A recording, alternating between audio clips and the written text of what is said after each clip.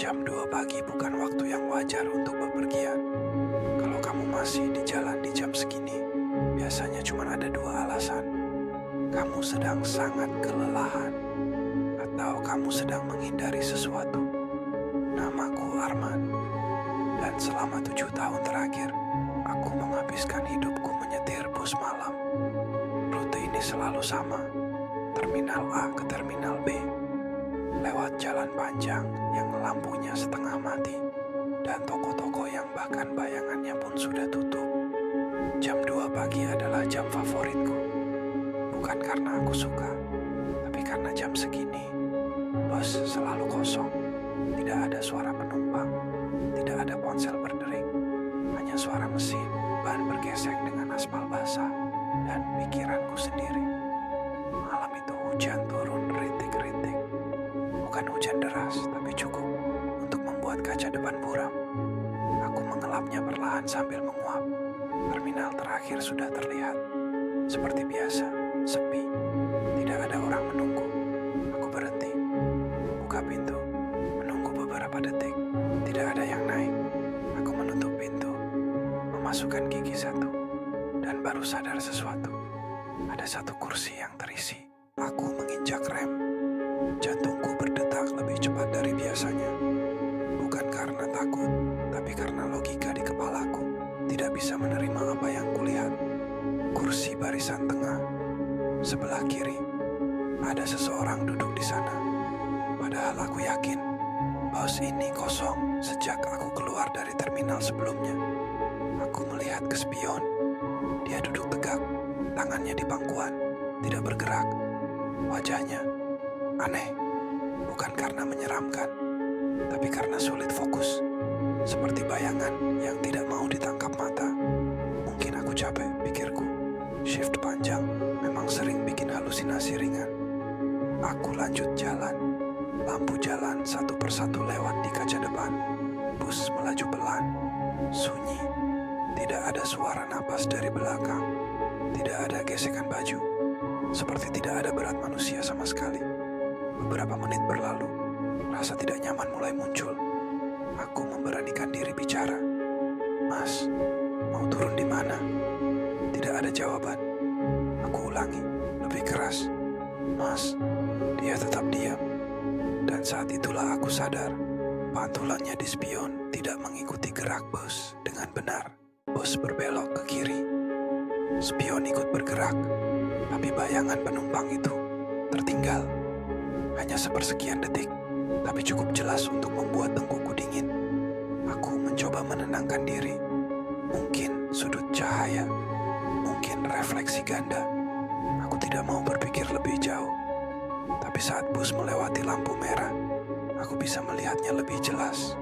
Wajahnya pucat, bukan pucat sakit, tapi pucat seperti kertas lama. Matanya terbuka, menatap lurus ke depan, bukan ke arah jalan, tapi seperti menatap sesuatu yang tidak bisa kulihat. Aku menelan ludah. Tiba-tiba, ting, bunyi tombol halte. Aku refleks mengerem. Masalahnya, di rute ini tidak ada halte. Tidak pernah ada. Aku berhenti di pinggir jalan kosong. Tidak ada bangunan, tidak ada lampu. Pintu bus terbuka sendiri, dan penumpang itu berdiri. Langkahnya pelan, terlalu pelan untuk orang normal. Saat dia berjalan ke pintu, aku mencium bau aneh. Bau tanah basah, seperti tanah kuburan setelah hujan. Aku tidak berani menoleh. Aku hanya menatap lurus ke depan. Saat dia turun, angin dingin masuk ke dalam bus. Sebelum pintu menutup, dia berhenti, menoleh ke arahku. Untuk pertama kalinya, aku bisa melihat wajahnya jelas. Bukan rusak, bukan berdarah, tapi kosong. Seperti wajah yang pernah ada, lalu dihapus. Dia tersenyum tipis. Terima kasih, katanya pelan. Sudah lama, gak ada yang mau berhenti. Pintu menutup. Bus terasa ringan. Seolah-olah beban berat baru saja dilepaskan. Aku langsung tancap gas. Aku tidak berhenti. Aku tidak melihat ke belakang. Aku hanya ingin sampai terminal secepat mungkin. Pagi harinya, aku hampir tidak tidur. Bayangan wajah itu terus muncul setiap aku memejamkan mata. Di terminal, aku bertemu Pak Darto, petugas lama. Sudah bekerja bahkan sebelum aku jadi sopir. Aku ceritakan semuanya, pelan-pelan, tanpa dilebihkan. Wajahnya berubah. Dia tidak langsung menjawab, hanya menatap lantai. "Kamu berhenti di jalan lama ya?" tanyanya. Aku mengangguk. Dia menghela napas panjang. "Dulu," katanya, "sebelum jalur dipindah. Di situ ada halte." Aku bertanya kenapa ditutup. Pak Darto diam lama, lalu menjawab pelan.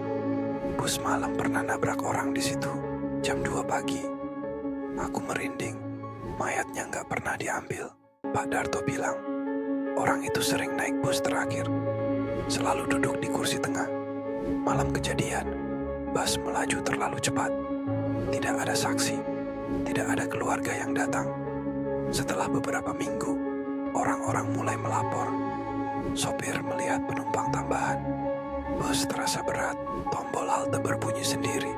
Akhirnya jalur dipindahkan, halte dibongkar, dan semua pura-pura lupa. Aku menelan ludah. "Terus, sekarang?" tanyaku. Pak Darto menatapku. "Kalau kamu berhenti, berarti dia turun." Bus melambat. Lampu kabin berkedip 1 kali, lalu stabil. Aku refleks berdiri. Kakiku gemetar, tapi bus belum berhenti. "Jangan berdiri," kata Pak Darto cepat, sebelum dia siap turun. Aku menoleh ke kursi tengah, kosong. Padahal sejak tadi, aku yakin ada yang duduk di sana. Udara di dalam bus mendadak dingin.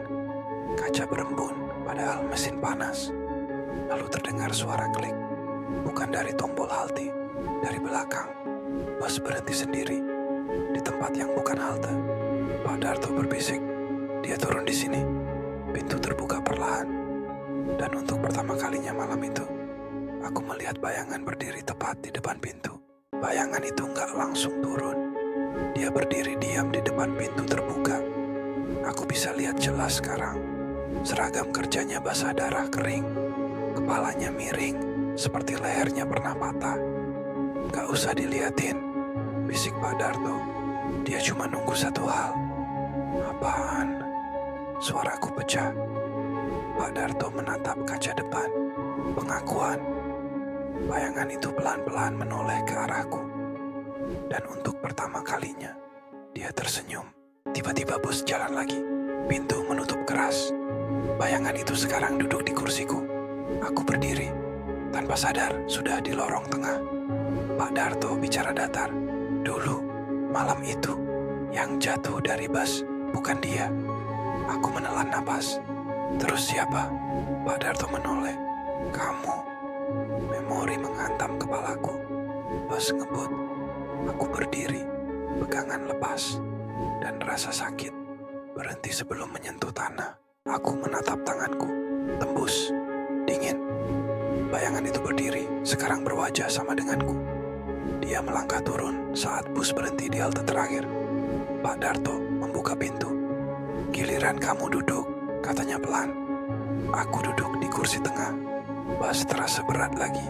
Lampu menyala, bus jalan, dan jam menunjukkan si 2 dan c'est le pagi.